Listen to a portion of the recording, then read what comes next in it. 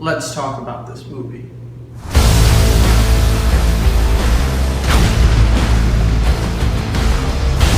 Hello everyone, welcome to Seat of the K. My name is Chris, I'm the C in this situation, and this is my Batman vs Superman review. This is a non-spoiler review, so don't worry, you're safe with me. Now you'd think, when you're going to go see this movie, you're thinking, oh my god, Batman vs Superman. This is awesome. It might not be exactly what you're expecting. I'm not saying it's a bad movie. No. I'm not saying that it's a bad movie at all. But am I saying that it's the movie that we were looking forward to?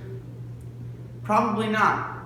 So far, the problem with the movies that DC are creating is that they're rushing too quickly to create something to catch up with their competitors, instead of focusing on the movie that they have at hand. When that happens, you have a movie that looks like it was written by 4 different people, because you've got one movie that's actually pretty solid in the middle of all of these other really crappy storylines that are all trying to fit into one 2-hour section.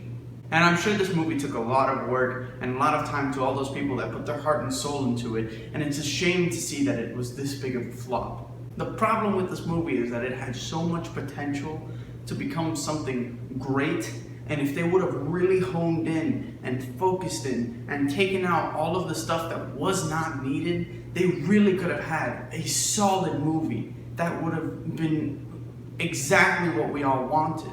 And in the end, it ended up becoming lackluster. This movie, it kind of felt like you had an ice cream sundae right in front of you, right? And it looked delicious, and there was all this ice cream, there was all this stuff in it, and then somebody came over and spit in it, and you don't want to eat it anymore. That's what this movie felt like. It felt like it was something that could have been beautiful, it could have been awesome, and somebody just came in and spit in it, and it ruined your entire experience. The actors did great in this movie, and you can tell they put their all into it, including Lex Luthor, which this take on him I wasn't sure if I would really like.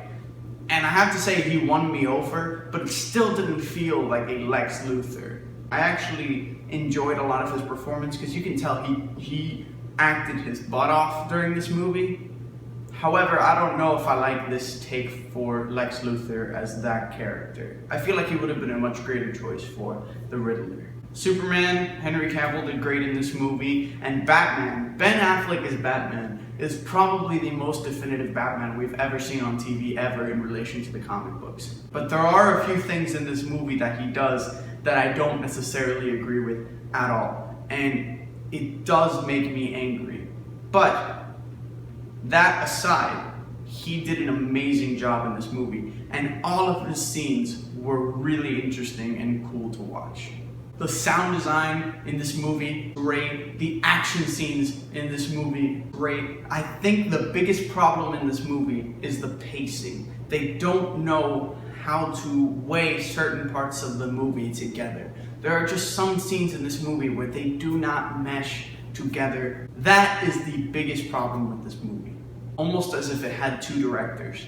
There was one director that was like this old guy who knew nothing about comic books, nothing about movie, just knew about making money, and he was like, yeah, put in explosions and destruction, and then, put in this bad guy so that they can fight in the end and it'll be great. And then there was this one other director that was like, oh, but this would be really cool if we did that, and this would be really cool if we did that, and that one director actually cared about the movie, whereas the other one just cared about making money. That's almost what it seems when you watch the movie. And I'm not entirely sure what went down in production. There were some plot holes in this movie that could have easily been fixed had they just thought about it a little more. It's hard to decide whether those scenes can really outweigh the other scenes that I didn't agree with, or I didn't like, or they were boring. It doesn't matter. All in all, Batman v Superman wasn't a terrible movie, but it wasn't great. I'm not saying at all that this movie's a bad movie.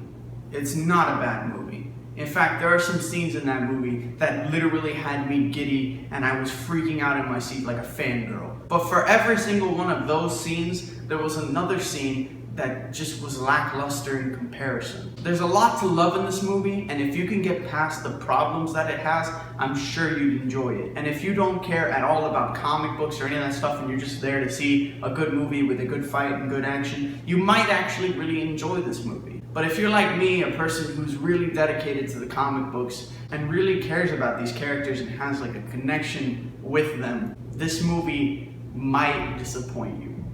And it has disappointed a lot of people.